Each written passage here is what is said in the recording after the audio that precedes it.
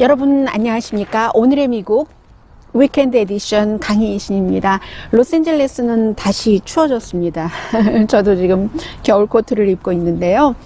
이번 주에는 정말 그 한국에서도 그렇고 미국에서도 그렇고 너무나 그 힘든 일들이 많았고, 미국에서는 특히 이 코로나 바이러스도 그렇고, 그리고 이제 슈퍼 튜스데이가 끝나면서 어느 정도 그 민주당의 그 전환점이 시작이 됐고, 이 민주당의 어떠한 그 사람들의 마음 같은 것이 모아지는 것이 아닌가, 유권자의 마음이요. 물론 지금도 변동할 가능성이 얼만큼은 있습니다만, 그런 아주 그 중요한 한 주일이었습니다. 이번 주 그 오늘의 미국 위크엔드 에디션을 먼저 전해드리겠습니다. 미국에서도 지금 이제 코로나 바이러스에 감염된 사람들이 굉장히 많기 때문에요. 저도 요즘에는 이렇게 얼굴을 만진다던가 하면은 이러면 안 되는 건가 하고 신경이 쓰이는데, 사실은 지금 미국에서 몇 명이 감염됐고 또 그 얼마나 그 심각해질 것인가, 현재 몇 명, 이것은 별로 중요한 것 같지 않습니다. 미국에서도 한국이나 다른 나라처럼 굉장히 많이 확산될 만한 우려가 있기 때문에요. 제가 그 오늘의 미국 위크엔드 에디션을 듣고 계시는 분들께 공통적인 말씀을 드리자면, 많이 알고 계시는 내용이지만 왜 이게 그 독감과 다르고 왜 코로나 바이러스에 사람들이 신경을 써야지 되는가, 독감이 더 많이 숨진다는데 아직까지도 그런 말씀을 하시는 분들이 계세요. 미국에서 지난 그 9월부터 지금까지 정말 독감에 걸리는 사람들이 많죠. 몇 천만 명이 독감에 걸려서, 인구가 많으니까요. 인구가 한 3,200만 명, 300만 명, 3,400만 명 정도까지 되니까, 그래서 거의 2만 명 정도가 사망했고, 아직도 이제 그 독감 시즌이 끝나지 않았기 때문에 겨울이니까요. 다시 이렇게 추웠다 더웠다 하니까 더 많은 사람들이 숨질 수도 있을 겁니다. 그에 비해서 지금 이 코로나 바이러스의 경우는 전 세계에서 이제 한 10,000명 정도 감염돼서 3,400명 정도 숨진 것으로 돼 있는데, 그럼에도 불구하고 미국에서도 한 250 케이스, 17명 사망 이렇게 되지만 예방 백신이 없죠. 예방할 수 있는. 그리고 치료약도 아직 없죠. 또 하나는 어떻게 이 코로나 바이러스가 전염되는 것인가, 그 전염의 경로를 지금 미국에서도 세계에서도 잘 모르고 있기 때문에 이게 위험하고, 그리고 치사율이 굉장히 높다는 거죠. 스페인 독감이 그 당시에 한 2.5% 돼서 5천만 명 정도가 숨졌다면, 지금 이 코로나 바이러스의 치사율의 경우에는 많게는 세계보건기구는 3.4%라고 얘기를 했고, 그러자 트럼프 대통령이 그거 페이크 넘버야, 나의 말하자면 사람들과 많이 대화를 하고, 그런 나의 말하자면 gut feeling, 내가 이렇게 딱 본능적으로 느끼는 바에 생각하면 한 1% 미만일 거야, 이렇게 말을 했지만, 대통령이 과학자는 아니잖아요. 대통령이 또 의학자는 아니기 때문에 대통령이 말하는 것보다 훨씬 치사율이 낮을 수도 있습니다. 1% 훨씬 미만일 수도 있지만, 인간이라는 게 항상 그 최악의 상황을 대비해서 준비를 하고 최선을 기다리는 이런 지도자라든가 관계자들은 그런 일들이 있기 때문에 치사율이 적어도 독감에 지금 현재로서는 한 10배 정도는 되지 않는가, 그렇게 보고 있기 때문에 사람들이 좀 조심을 하고 준비를 하는 거죠. 그리고 이제 독감이라는 것은 우리가 어느 정도 백신 주사, 예방 주사를 맞는 수도 있고, 치료약도 얼마나 많습니까? 마켓에 가면, 미국 마켓에요, 치료약이 너무 많아서 무엇을 골라야지 되지 할 정도인데, 이 코로나 바이러스 경우는 예방 백신도 없고 치료약도 없고 하니까 걱정을 할 수밖에 없는 일이고요. 저도 요즘 아주 손 잘 씻고 있습니다. 그리고 이제 미국에서는 이 코로나 바이러스가 미국 바깥의 분들이 생각하시기에는 이로 인해서 대통령이 재선을 치르는데 어떤 마이너스가 될까? 아니면 초기, 지금 이제 중반기로 넘어가면서 뭔가 질병통제국도 삐걱거리고, 보건복지부 장관도 어떠한 서전이나 이런 사람이 아니라 제약회사 로비스트 출신이었다, 이런 모든 것들 때문에 약 약점이 조금 보이기는 했는데 그렇다고 끝까지 약점이진 않잖아요. 또 지금부터라도 트럼프 대통령이 잘해서 이로써 일을 잘 이룰 것인가, 아니면 정말로 얼마 전에 누군가가 지적을 했던 것처럼 지금 바이스 프레지던트 부통령을 이 코로나 바이러스의 총책임자 그 자르로 두고 만약에 일이 잘못되면 그거 잘못했잖아 하는 이유로 8월달, 7월달 민주당 전당대회, 8월달 공화당 전당대회, 이때쯤 돼서 대통령이 그 부통령을 그냥 버려버리고, 뭐 대통령은 버리는 게 아주 쉬운 일이 돼버렸잖아요. 그러니까 버려버리고, 그리고는 니키 헤일리라는 아직은 굉장히 그 공화당에서 인기가 있는 UN 주재 미국 대사, 또 여성이고 하니까요, 40대고 젊고 하니까 그 사람을 부통령 후보로 할 수 있을 것인가. 이게 다 코로나 바이러스와도 연관되는 미국의 대선. 미국의 대선은 한국에는 이제 크게 김정은과의 핵협상을 어떻게 할 것인가. 물론 트럼프 대통령이 재선돼도 임기 첫 번째처럼 똑같은 방향으로 간다는 그런 보장이 없는 것은 사실입니다. 그러나 어쨌든 그러한 면으로 코로나 바이러스는 미국 사람들의 건강, 또 세계의 보건을 넘어서 그런 문제가 있다라고 말씀을 드리고요. 질병통제국의 경우는 이번에 실패를 했습니다. 기본적으로 이제 세계보건기구가 이런 그 기구를 써서 테스트를 했으면 좋겠다 했는데 미국이 무슨 이유인지는 아직 밝혀지지 않고 있습니다. 그러나 질병통제국이 우리는 우리 걸로 할 거야 했는데 우리 것이라는 테스트 기구가 번번이 실패를 했고 지금도 그 테스트 기구가 충분하지 않습니다. 왜 일본의 그 크루즈에서 사람들이 숨지고 했죠. 그런데 그 크루즈와 같은 라인의 크루즈가 샌프란시스코에서 출발해서 멕시코 갔다가 지금 샌프란시스코에서 일반 그런 말하자면 주차장이죠. 이 유람선의 주차장에 주차를 하지 못하고 저쪽 베이 지역에 있는데 거기에 한 3,500명이 타고 있었는데 겨우 달랑 아마 이것도 여러 가지 이유가 있을 겁니다. 46명 테스트를 했습니다. 46명 테스트를 했는데 21명인가요? 네, 21명이 감염이 된 겁니다. 그 멕시코 크루즈에 샌프란시스코 분들이 그 크루즈 굉장히 인기가 있거든요. 그래서 많이 타시는데 46명을 테스트를 해서 21명이 감염됐다는 것은 50% 감염이잖아요. 게다 대고 이제 19명이 승무원이었습니다. 승무원은 얼마나 많은 사람들과 접촉을 할 수 있는 거잖아요. 이런 문제 때문에 굉장히 지금 미국에서는 정말 아주 시리어스합니다. 그리고 트럼프 대통령의 강점이라고 하면 저는 트럼프 대통령의 이것이 강점이 될 수도 있고 약점이 될 수도 있다고 보는데 사실에 기반하지 않은, 그러니까 대한 팩트라고 할까요? 그런 것들을 가지고 트윗을 하고 강하게 퍼뜨리고 그러면 또 트럼프 대통령을 지지하시는 분들이 믿기도 하고 하는데 이번에도 과학과는 전혀 무관하게 대통령이 여러 가지, 그리고 대통령도 그렇고 백악관의 대통령 경제자문도 어제도 여러 매체와의 인터뷰에서 코로나 바이러스 별거 아니니까 그냥 나가서 일해.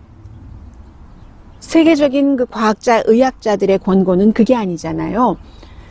어떠한 증상이 있다면 나도 나지만 다른 사람에게 감염시킬 것을 우려해서 가능하면은 이제 재택근무를 하기를 바라고 하는데 대통령도 다 잡았어. 어제 한 얘기입니다. 다 잡았어. 이거 다 잡았어. 이제 물론 의회에서 긴급하게 83억 달러라는 것을 미국의 요즘의 의회로서는 상상할 수 없을 정도로 초당적으로 공화당, 민주당 정치인들이 다 합심을 해서 통과시켜줘서 대통령은 25억 달러를 원했는데 83억 달러, 그것 갖고는 안 돼 해서 이런 경우 정말 드물거든요. 그것도 하루 이틀 사이에 빨리 하원과 상원이 전부 통과돼서 그랬는데 그 사이에 이제 미국 전역에 퍼졌다고 보시면 되고요. 이것이 지금 미국에도 마스크를 살 수가 없어요. 3M이라는 데서 만드는 95% 정도를 바이러스를 차단해 줄 수 있다는 3M의 N95가 굉장히 인기가 있는데 살 수가 있어야죠. 인기가 있으면 뭐합니까?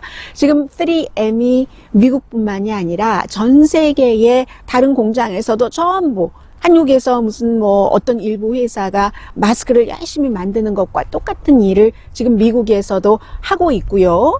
그리고 번번이 지금 질병통제국이나 또 마이크 펜스 부통령이 워낙에 워싱턴주 시애틀 인근 그쪽에서 사망자가 많이 나왔기 때문에 14명이요. 그래서 그쪽을 방문해서도 이번 주 안에 한 150만 명 정도는 테스트를 받을 수 있다라고 얘기했는데 어림없는 얘기거든요. 지금 150만 명은커녕 미국에서 전국에서 지금까지 코로나 바이러스 테스트를 받은 사람이 1,800 몇 명밖에 안 됩니다. 1,883명밖에 아니죠. 이것은 영국의 얘기고 미국에서는 아무튼 지금까지 테스트를 받은 사람이 1,895명밖에 안 돼요. 1,895명 가운데서 대체적으로 한 10% 정도는 양성 반응이 나왔고요. 우선 기본적으로 지금 그 샌프란시스코 그쪽에 그 유람선에 타고 계시는 분들을 어떻게 해야지 되는가? 일반 그 배가 내리고 들어가고 하는 곳에 이분들이 그 배를 뭐 정박시키고 내리게 할 것인가? 언제까지 그 배 안에 갇혀 있게 할 것인가? 이런 문제부터 시작해서 요즘 미국에서요. 한국에 대해서 우리 한국을 배워야지 된다. 이런 얘기가 나오는 것이 바로 그 부분입니다. 한국은 미국 말로 표현하면 커뮤니티 스프레드라고 해서 외국에도 안 갔고 또 코로나 바이러스에 감염된 사람을 만나지도 않았는데도 전염되는 지금 뭐 시애틀이나 이런 그런 그 케이스가 한국에서 생기고 나서 바로 일주일 사이에 6만 6천 명이 테스트를 받았고 그 뒤에 지금은 뭐 1만 명 이상이 아주 쉽게 테스트를 받을 수 있잖아요. 이런 얘기를 많이 하고 있는데 미국은 지금 그게 안 돼서 이게 저는 그냥 넘어갈 것 같지는 않습니다. 사람들이 이미 숨진 사람들이 있고 생명하고 연관되는 것이기 때문에 그 생명이라는 것이 결국은 그 선거까지 어떻게 연결이 되느냐. 하와이주 같은 경우는 뭐 하루에 20번밖에 테스트를 못 한대요. 이거 너무한 것 아닙니까? 워낙에 또 테스트를 받을 때도 뭐 기준이 너무 까다로워요. 테스트를 받을 수 있는 사람도 그러니까 테스트를 지금 못 받고 있고 그 사이에 뭐 처음에는 뭐 한두 군데 주에서 그랬는데 지금 플로리다 주에서도 2명이 숨졌다는 내용을 제가 금방 들었고요. 뭐 델라웨어 같은 경우는 지금 조 바이든 부통령의 워낙에 상원의원을 할 때 지역구였잖아요. 이 델라웨어에서는 하루에 50명밖에 테스트를 못 받고 있습니다. 캘리포니아주도 뭐 사망자가 나왔는데도 뭐 그다지 많이 테스트를 못 하고 있고요. 그리고 또 하나는 미국은 그동안 그건 잘했어요. 처음에 이제 중국 사람들 입국을 금지한다라고 얘기를 하고 한국이라든가 이태리, 이란에서 많은 사람들이 감염되면서 뭔가 그쪽에서 올 때 공항에서 뭐 온도 테스트 이런 거 다 해라 했잖아요. 그런데 저 앞에 동백꽃이 보이네요. 몽우리가 아직 피지는 않았습니다. 언젠가 제가 피면은 이미 동백이 사실은 데스칸소 가든 같은 데서는 많이 폈을 텐데요. 그 생각을 못 했네요. 몽우리가 이렇게 져 있어요. 지금 그래서 한국 같은 데서는 다 이제 테스트를 받고 와라 이렇게 얘기를 하잖아요. 그런데요, 어제 많은 사람들 얘기를 들어보니까 막상 미국 공항에 내리면 다시 테스트를 해야 되잖아요. 그런데 어떤 여자분이 이태리에서 그것도 밀라노 하면은 완전히 위험한 곳이잖아요. 그 밀란에서 출발해서 미국 공항에 내렸는데도 아무런 테스트를 하지 않더라. 격리를 하지 않더라. 나는 프리였었다. 그럼 미국이 다른 나라에는 여러 가지 뭐 조치를 취해라. 니네 공항에서 알아서 해라. 라고 얘기를 하면서 막상 미국의 그 나라에서 사람들이 도착을 했을 때는 아무런 조치를 하지 않는다는 겁니다. 그러면 지금 질병통제국이요. 뭐 질병통제국의 어떠한 그 테스트 기구도 감염됐다는 얘기도 있고요. 그래서 어제 대통령이 질병통제국에서 그 기금에 대해서 사인을 하려고 하다가 뭐 안 갔었다는 얘기도 있고요. 질병통제국 그렇죠. 보건복지부는 정말 또 지금 엉망이죠.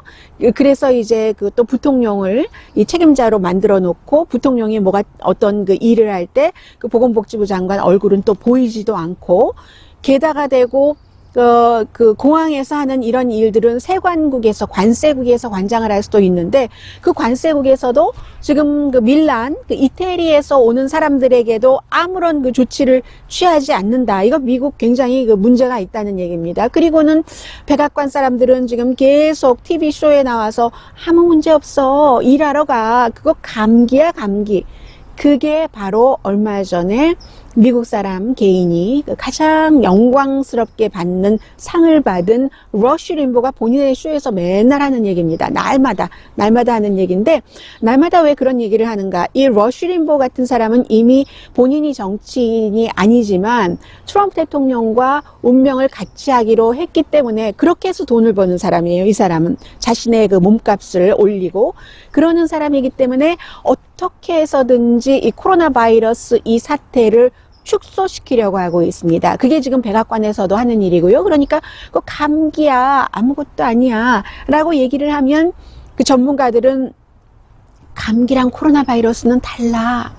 독감과 코로나 바이러스는 달라. 그 말 믿고 조심하지 않으면 큰일 나. 어쨌든 조심을 해야지 돼 라고 얘기를 하고 있는 거잖아요. 더군다나 어린이들은 아무런 그 문제가 없다고 하지만 어린이들이 문제가 없어서 감염됐는지 아닌지도 모르고 뛰어놀고 하다가 집에서 엄마, 아빠, 할머니, 할아버지도 감염시키는 거고요. 그래서 지금 이 문제 굉장히 중요하다라고 말씀드리고 1900 몇 년도부터였네요. 한 34년이나 됐다고 하네요. 한국에서도 오시기로 하셨던 분들 많으셨을 것 같은데요. South by, 그 Southwest라는 어떤 그 테크놀로지 또 음악, 영화, 총체적인 것을 하는 그 컨퍼런스요. 텍사스 어스틴에서 열리기로 한 컨퍼런스. 어제 제가 오늘의 미국 방송할 때까지만 하더라도 많은 사람들이 그 참가하려던 것을 참가 안 하기로 했다라고까지는 말씀드렸는데 결국은 취소됐습니다. 이게 텍사스 어스틴에게는 굉장히 중요한 거죠. 뭐 34년 만에 처음이고 수입 자체가 열흘 동안 있으니까 한 3억 5천만 달러 그 어스틴이라는 도시에 수입이 되는 건데 이것을 마련하느라고 얼마나 많은 사람들이 얼마나 오래 준비를 했겠어요. 그 정도로 사람들은 그 생명 우선이다 이런 것을 지금 생각하고 있는 거고요. 뭐 애플, 아마존, 넷플릭스, 트위터 또 전부 워너미디어, 워너브라더스 미디어도 안 간다고 하고 그랬기 때문에 그 애플 TV 같은 경우는 얼마나 애플의 경우는 애플 TV를 홍보할 기회였고 넷플릭스 같은 경우는 이제 기생충에게 작품상이나 모든 것을 많이 이제 빼앗기고 이랬는데 영화를 홍보를 해야지 되는데 홍보도 못하게 됐고 그 정도로 미국에서는 굉장히 이 코로나 바이러스가 타격을 줬다 말씀을 드리고요. 그리고 이 내용은 미국뿐이 아니라 전 그 세계적인 것이었으니까, 이 주식 시장이 미국에서도 굉장히 많이 내려갔습니다. 더 이상 말씀드릴 필요도 없고, 이것은 다음 주에도 또다시 그 주식 시장의 어떠한 불안정성이 이어질 가능성이 굉장히 높고 오일 값도 많이 내려가던데요. 보니까 펀드도 마찬가지고 이제 미국 채권도 별로 안 믿는 것 같고 그러니까 그 트럼프 대통령이 계속 연방준비제도가 그 이자율을 완전히 0%로 해야지 된다 이런 그 주장을 하고 있고 실제로 그렇게 될 가능성이 상당히 있다 이렇게 전문가들이 보고 있는 사람들이 상당히 많습니다. 그래서 이 코로나 바이러스는 미국 사람들의 여러 가지 그 생활 패턴 지금 걱정이에요. 왜냐하면 영주권자 가운데서도 한국에서 계시던 분들이 많이 돌아오셨거든요.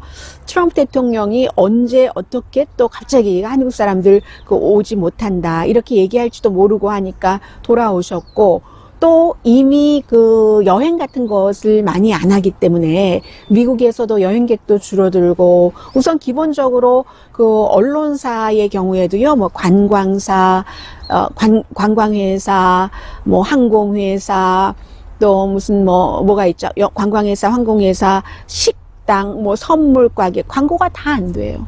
부동산 광고도 안 됩니다. 아무도 집 보러 안 가요. 에이시안 집들은 더 안 갑니다. 사람들이.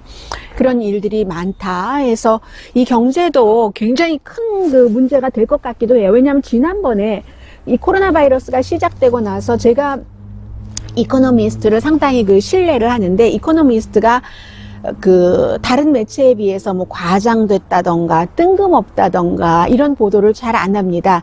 그 이코노미스트 굉장히 그 자존심이 있기 때문에 무슨 뭐 뉴욕타임스, 워싱턴 포스트 다 마찬가지예요. 정말 워싱턴 포스트, 뉴욕타임스를 가짜 뉴스의 온상지라고 말하시는 분들은 모르고 하시는 얘기입니다. 그 무식한 거예요. 제가 말씀드립니다. 굉장히 무식한 사람들이에요. 그리고 그렇게 말하시는 분들, 저널리스트들 가운데서도 마찬가지입니다. 그 사람들 뉴욕타임스, 워싱턴 포스트 안 읽습니다. 읽을 시간이 없어요. 다른 일 하다 보면은 정말 모든 것을 다 제치고 거기에 매진하여 있는 사람들만이 뭐 예를 들어 뉴욕타임스라든가 워싱턴 포스트라든가 이코노미스트라든가 애틀란틱이라든가 또 그 우파 매체인 그 팍스 뉴스라든가 러쉬 림보라든가 브레이트바트라든가 드러지 리포트라든가 뉴스맥스라든가 페더럴리스트라든가 내셔널 리뷰라든가 이런 모든 매체를 항상 달고 살죠. 그냥 아무것도 모르고 뉴욕타임스 가짜 뉴스야 라고 얘기한 사람들 절대로 그 신문 꼼꼼하게 안 읽습니다. 제가 그 말씀 드리고요. 아무튼 그래서 제일 처음에 정말로 그 신중한 그 이코노미스트가 지적을 했었던 것처럼 세계의 경제에 처음에는 이게 중국의 그 서플라이 체인이 무너졌기 때문에 우리가 고생을 할 수 있다 해서 이제는 모든 나라로 이게 퍼져가기 때문에 어느 정도는 영향을 미칠 수밖에 없고요. 그렇기 때문에 세계 지도자들의 서로 합심한 지도력 같은 게 필요한 겁니다. 한 나라에서 막아도 안 되고 그 한 나라에서 뭐 우리나라만 막는다? 그렇지가 않잖아요. 이게 아직까지 감염 경로가 확실하게 드러난 것도 아니고 하니까 어떠한 형태로 공기가 넘나들 수도 있고 해서 나라들이 서로 좋게 일을 하지 않으면 안 된다. 이런 말씀 드리고요. 그리고 슈퍼 투스데이 이후에 이렇게 말씀드리면 어떨까요? 민주당의 축이 바뀌었다? 사람들의 마음의 축이 바뀌었다? 정말 이런 일은 처음 봤습니다. 저도 그렇고 저뿐만이 아니라 많은 분들이 처음 보셨을 텐데 사우스캐롤라이나주에서 조 바이든이라는 사람이 버니 샌더스 그 전에 이제 세 군데의 그 주의 예비 선거에서 굉장히 잘했던 버니 샌더스를 30%포인트 이상 누르고 당선된 그것이 너무 중요했고 그 여파가 불과 일요일, 월요일, 화요일 불과 48시간 뒤인 화요일 날 있는 슈퍼 투스데이에 이렇게 판도를 바꿔놓을지 14군데 주에서 선거를 했는데 아메리카 사모아는 그 마이클 블룸버그 5억 달러스 마이클 블룸버그가 이겼고요. 그래서 5표인가 가져갔을 거예요. 나머지 1표는 그 하와이의 그 하원 의원 그 게벌드 의원이 툴스 게벌드 의원이 가져갔고요. 그 게벌드 의원은 아직까지 후보 사퇴하지 않고 지금 민주당 후보 3명이에요. 2명 아닙니다.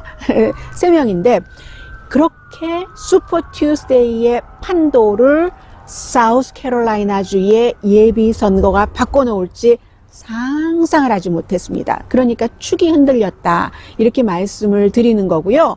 해서 이렇게 보면은 기본적으로 그럼 왜 그랬는가? 슈퍼 투스데이에 캘리포니아, 텍사스를 포함해서 14개 주에서 선거를 치르는 사람들이 막판의 마음을 정한 사람들이 많답니다. 사우스캐롤라이나 선거를 보니까 아무래도 버니 샌더스 후보는 조금 불안한데 불안한데 조 바이든 후보 해도 될 것 같기도 해 하고 막판의 마음을 결정한 그런 사람들도 굉장히 많았고요.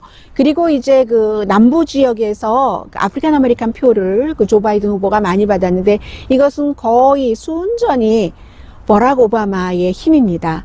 버락 오바마라는 아프리칸 아메리칸들이 너무나 좋아하고 오히려 트럼프 대통령이 3년 이상을 대통령을 하는 동안에 오바마를 더 그리워하는 사람들이 많습니다.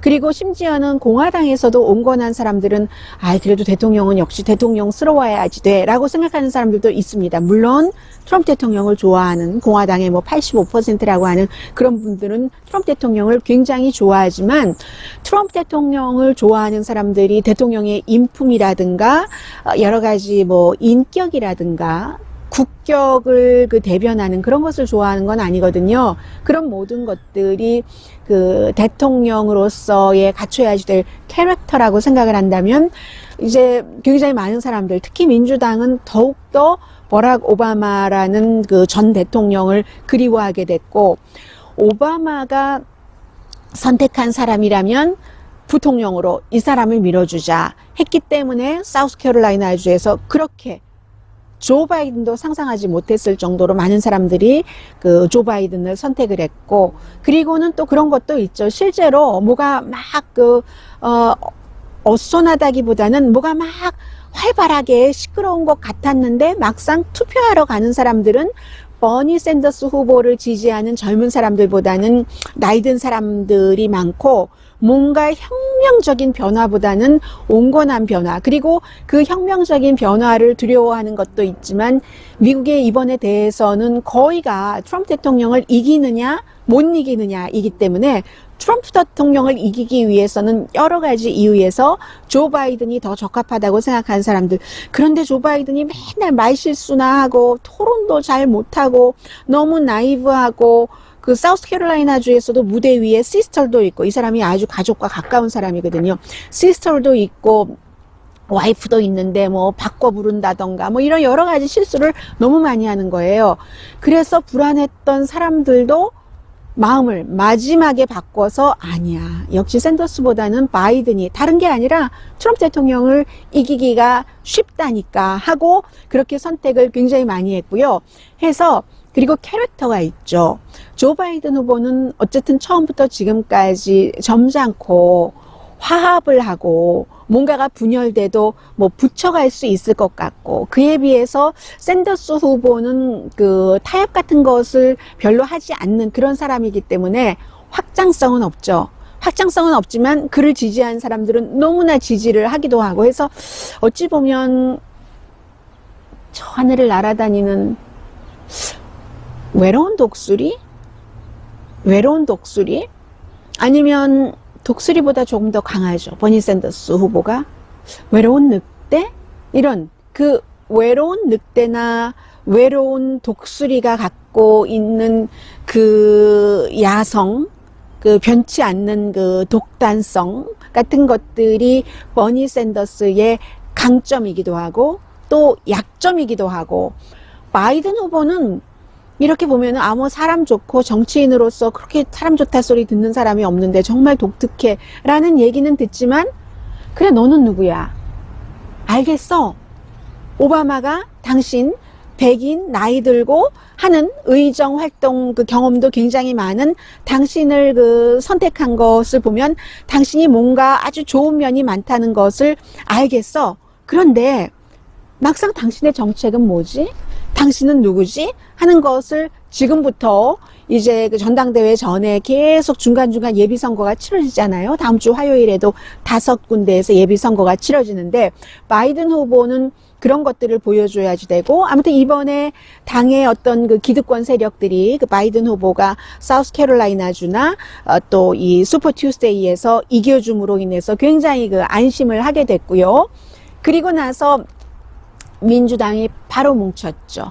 피트 브리지즈, 에미 크로바샤, 마이클 블룸버그, 또 뭐 피터 오로케, 이런 모든 사람들이 사임을 했거나 먼저 사임한 사람도 전부 조 바이든을 공식 지지했습니다.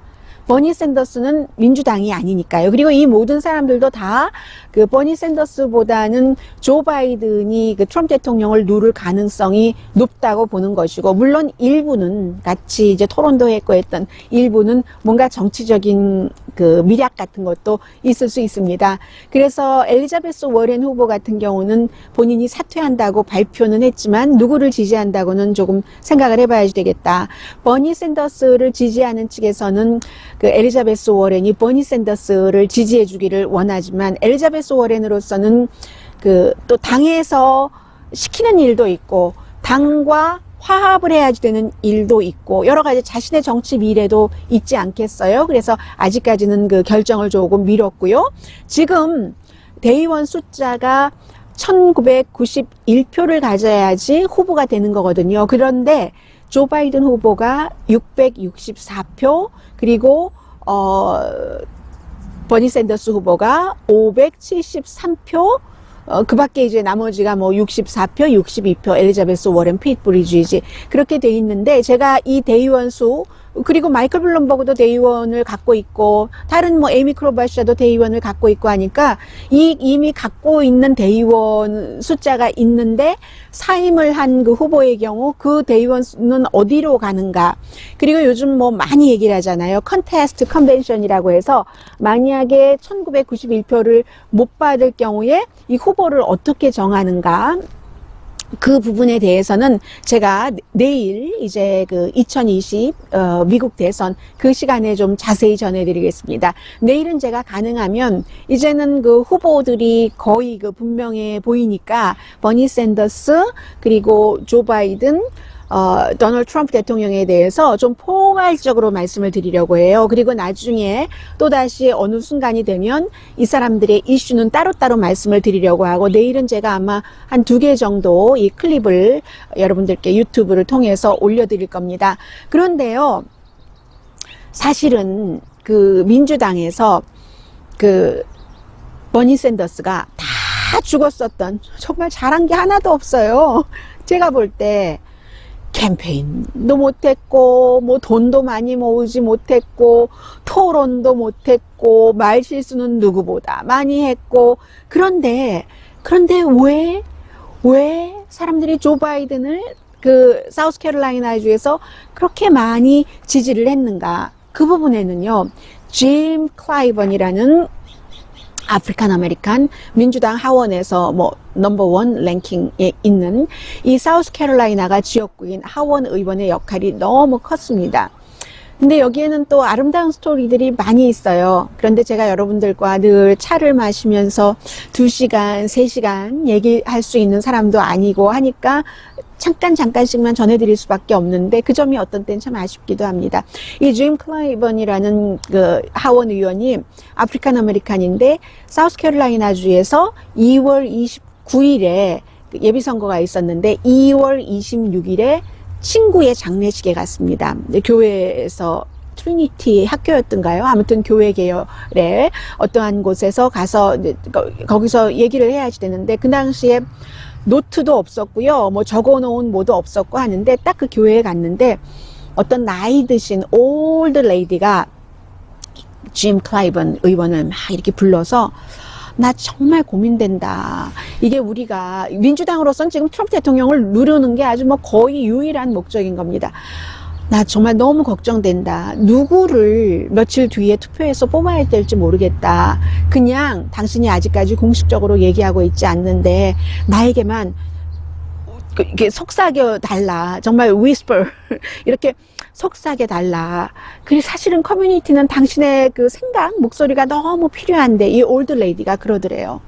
그래서 이 짐 클라이번 의원이 딱 단상에 올라가서 아무런 그 적어놓은 메모 같은 것도 없이 자신은 아프리칸 아메리칸이니까 그 살아올 때에 뭐 여러 가지 너무 많지 않겠어요. 그리고 이분의 와이프가 에밀리라는 예쁜 이름이에요. 에밀리 브론테, 샤롯 브론테 하는 그 에밀리라는 그 와이프가 얼마 전에 세상을 떠났는데, 그분과 58년 동안 결혼 생활을 하신 분입니다. 처음에 이제 에밀리에 대해서도 얘기를 하고, 장례식이었으니까 에밀리와 본인이 어디서 만났는가? 감옥에서 만났다는 거죠. 당시에 흑인이기 때문에, 아프리칸 아메리칸이기 때문에 너무나 그 차별을 받고 하니까 시위들이 많이 있었잖아요. 그때에 그 시위하다가 잡혀서 그 감옥에서 만났는데, 그 에밀리는 두 사람 다 교육받고 했으니까 학교에 가는데 2.5마일을 걸어서 학교를 가고, 또 공부 끝나고 2.5마일을 걸어서 집에 오고, 농장에서 살았는데 그 사우스캐롤라이나주 아버지가 딸인 그 에밀리에게 그 리더의 중요성에 대해서 굉장히 많이 얘기를 했다는 거예요. 물론 뭐 마틴 루터 킹 주니어 이런 사람이 되겠죠. 그런 얘기도 이렇게 쭉 하고, 그런데 본인이 아버지는 뭐 에밀리 딸은 하루에 2.5마일 걸었지만 아버지는 뭐 15마일을 걸어서 나무배기 이런 거 하신 분이죠. 그러니까 한국 부모님들 뿐만이 아니라 미국에서도요, 그 부모님들이 자식을 위해서 희생하시는 그런 부모님들이 많이 있는 거예요. 소수인종 가운데서는 특히 15마일을 걸어가서 나무배기를 하고, 그리고 또 15마일을 걸어서 집으로 오고 하면서도 딸을 교육을 시키신 거죠. 그런 스토리를 쭉 얘기를 하면서 이 뭐라고 얘기를 하냐면, 클라이번 의원이 사우스캐롤라이나주는 조 바이든에게 투표를 해야지 된다. 나는 감옥에 있을 때도 그때도 그 미래에 대해서 한 번도 걱정해 본 적이 없다. 그 당시에 우리가 너무나 그러한 그 꿈과 열정과 믿음과 이런 게 있었기 때문에 내가 감옥에 갇히더라도 이걸 이렇게 해야지 돼. 그리고 이렇게 해야 돼 하고 감옥에서 또 사랑을 꽃피우고 했었잖아요. 그런데 지금 저는 미국의 미래가 걱정됩니다. 우리 딸의 미래가 걱정됩니다. America Make Great Again. 그거 안 해도 됩니다. 미국이 이미 great합니다. 대단히 훌륭한 국가입니다.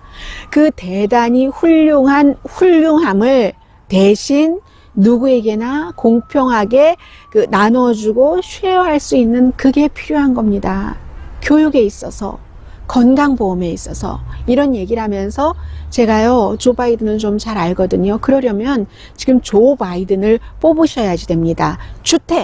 주택도 미국에서 차별을 많이 했어요. 그래서 백인 아니면 세밀리라고 올림픽에서 수영 수영 메달 받은 그분도 예전에 캘리포니아주였어요. 오렌지 카운티에 집 사려고 하는데 에이시안이라고 올림픽 메달 선수인데도 그 집을 팔질 않아서 나중에 그 당시에 그 미국 대통령이 어떻게 주선을 해서 집을 살 수 있었던, 미국이 그 정도로 인종차별이 많았고 지금도 많이 있는 거죠. 그래서 아무튼 그 훌륭한 연설, 저는 그분의 훌륭한 연설을 이만큼 짧게 요약해서밖에 전해드리지 못했지만 그 추도식에서의, 장례식에서의 메시지가 또 사람이 진정으로 얘기를 할 때는 굉장한 호소력이 있잖아요. 그 호소력이 쫙 이제 그 자리에 참석하지 않았던 다른 그 사우스캐롤라이나 사람들에게도 쭉 퍼졌기 때문에 사우스캐롤라이나주에서 그래, 맞아, 우리가 바이든을 한번 해줘야지 돼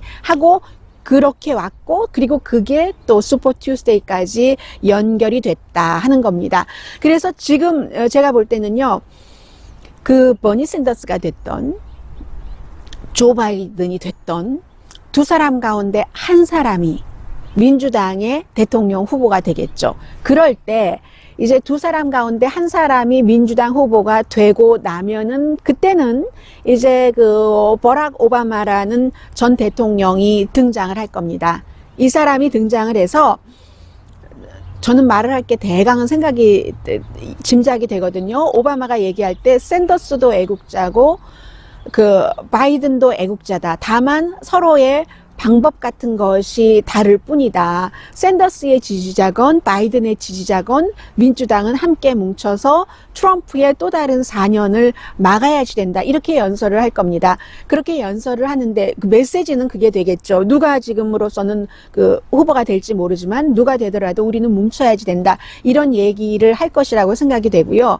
그 연설이 워낙에 연설을 잘하는 사람이니까 지금부터 구상하고 또 쓰고 또 다듬고 하니까 그것은 옥고가 안 나올 수가 없겠죠. 얼마나 더 많은 사람을 치느냐. 근데 여기서 민주당만 치는 게 아니라 공화당인데 아무리 그래도 그렇지 내가 트럼프 대통령에게 또 맡기지는 못하겠어. 세계적인 이슈도 그렇고, 그리고 트럼프 대통령이 지금 여러 가지 드러난 것으로 보더라도 개인의 앞으로 대통령 끝나고도 사업을 할 사람이잖아요. 그리고 자녀들도 많고 하니까 그런 것에 맞춰서 여러 가지를 기획하는 것도 많고, 4년이라면 또 모르지만 8년은 안 될 것 같아. 이렇게 생각하는 공화당 사람들까지, 온건한 공화당 사람들까지도 오바마가 어느 정도는 끌어들여줘야 되거든요. 전당대회 연설에서. 그래서 오바마의 전당대회가 굉장히 그 중요하다. 전당대회에서의 연설이 그렇게 생각이 되고요. 어떤 분들은 이런 말씀하시는 분들도 계세요. 지금 부통령 후보가 굉장히 중요하잖아요. 해서 이 조 바이든이 그 대통령을 세 번 할 수는 없으니까 헌법상에 그 버락 오바마를 부통령 후보로 하면 어떠냐 이렇게 얘기를 하는데 그건 안 됩니다. 대통령 자격이 될 수 없는 사람은 부통령 후보도 되지 못한다 하는 것이 미국 그 법에 있기 때문에 오바마는 절대로 부통령 후보가 될 수 없으니까는 제가 지금 말씀드리고요. 그리고 대통령은 이제 완전히 미국 대통령은 날개를 달았기 때문에 어제 이럴 줄 알았어요. 그 비서실장 대행이요. 비서실장 대행뿐만이 아니라 이 사람이 뭐 그 백악관의 뭐 예산 같은 것도 맡았었는데 멀베인이 백악관 비서실장 탁 내리고 북아일랜드 뭐 특사인가요? 특사로 그 특사네요. 네, 그러니까 보내고 그리고는 본인을 공개적으로 가장 많이 지지해 왔었던 마크 메도우즈라는 그 노스캐롤라이나죠. 이 사람이 지역구가 그 하원 의원을 비서실장으로 한다 하고 트윗을 통해서 발표를 했습니다. 새로운 그 비서실장인 거예요. 대놓고 지난 그 몇 년 동안 계속 그 트럼프 대통령을 지지를 했었고 트럼프 대통령을 반대하는 사람들을 끊임없이 이제 그 비난을 해왔던 이로써 트럼프 대통령은 그 본인에게 충성하는 사람들을 계속 가지고 간다 하는 것을 다시 한번 보여줬고요. 그런데 이 트럼프 대통령은 누구를 비서실장을 시키든지 별 상관없어요. 대통령이 이미 그 군 출신의 해병대 사성장군 출신의 존 켈리 처음에는 막 좋아하고 복종하고 하다가 나중엔 거의 뭐 내쫓다시피 해서 쫓아냈는데 존 켈리 그 비서실장 후반 때부터 이미 나 비서실장 필요 없어. 내가 다 아는데 뭐 실제로 그렇잖아요. 비서실장도 인터뷰를 안 해. 백악관 대변인도 인터뷰를 안 해. 브리핑을 안 해. 모든 것을 다 대통령이 하기 때문에 누가 비서실장이 되든지 별 상관없을 것 같고요. 그렇기 때문에 이 마크 메도우즈라는 사람은 오히려 트럼프 대통령이 뭐라고 얘기를 하면은 더 많이 이게 맞아 저게 맞아 하는 것을 언론과의 인터뷰를 통해서 많이 사탕 발림도 하고 할 것으로 저는 예상을 하지만 뭐 특별한 역할은 없을 것이라고 봅니다. 뭐 두 사람이 지금은 비서실장 대행과 비서실장이 이달 말까지는 인수인계를 함부로 한다고 하고요. 그리고 또 하나 제가 지금 말씀드리는 것은 그래도 미국은 희망이 있습니다. 이런 뜻에서 말씀을 드리는데 올리브 가든이라고 이탈리안 식당이에요. 아주 평범한 이탈리안 식당인데 많은 분들이 좋아하시기도 하는데 인디아나주의 올리브 가든이라는 이탈리안 식당에서 백인 손님이 와서요. 어린아이도 둘을 데리고 와서 서버가 웨이터 or 웨이트리스가 아프리칸 아메리칸이었답니다. 그랬더니 매니저에게 이 서버를 아프리칸 아메리칸이 아닌 사람으로 바꿔라 라고 해서 서버가 바꿔줬답니다. 그래서 이제 이 아프리칸 아메리칸 서버와 또 이제 호스트라고 미국 식당에서 또 막 줄지어서 뭐 해주고 하는 사람들 있잖아요. 그런 아프리칸 아메리칸 두 명의 영 레이디였대요. 울고 불고 하는데 어떤 한 사람이 22살의 사람이 이것을 계속 보고 야, 매니저가 저항도 하지 않고 백인 손님이 바꿔달라고 하니까 바꿔준 게 너무 이 사람도 속상한 거예요. 속이 상해서 내가 페이스북에라도 올려야지 되겠다. 라고 생각을 하고 페이스북에 올렸고 그리고 이제 두 사람 가운데서 한 사람은 미디어와 인터뷰도 하고 해서, 결국은 이 올리브 가든이라는 식당에서 이 매니저를 해고했습니다.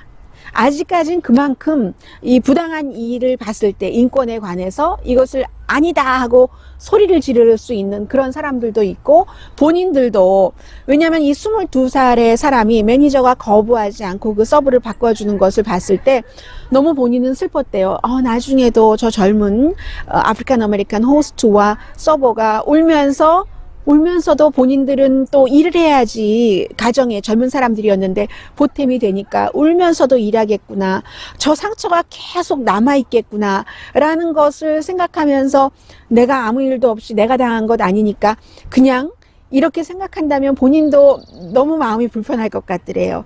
그래서 페이스북에도 적고 인터뷰도 해주고, 아직까지는 미국이 이런 나라이다 라는 것을 여러분들께 전해드리면서요, 오늘의 미국 위켄드 에디션 여기서 마치겠습니다. 내일 말씀드린 대로 2020 미국 대선, 여러분들께 그 사퇴한 후보들이 갖고 있는 그 표는 어디로 가는가, 그리고 1991표를 받지 못했을 때 그 컨테스트 컨벤션이라는 것이 무엇인가 전해드리겠습니다. 강혜신이었습니다. 다 끝났더니 햇빛 나오네요. 햇빛이 조금 나와야지 분위기가 밝고 한데요.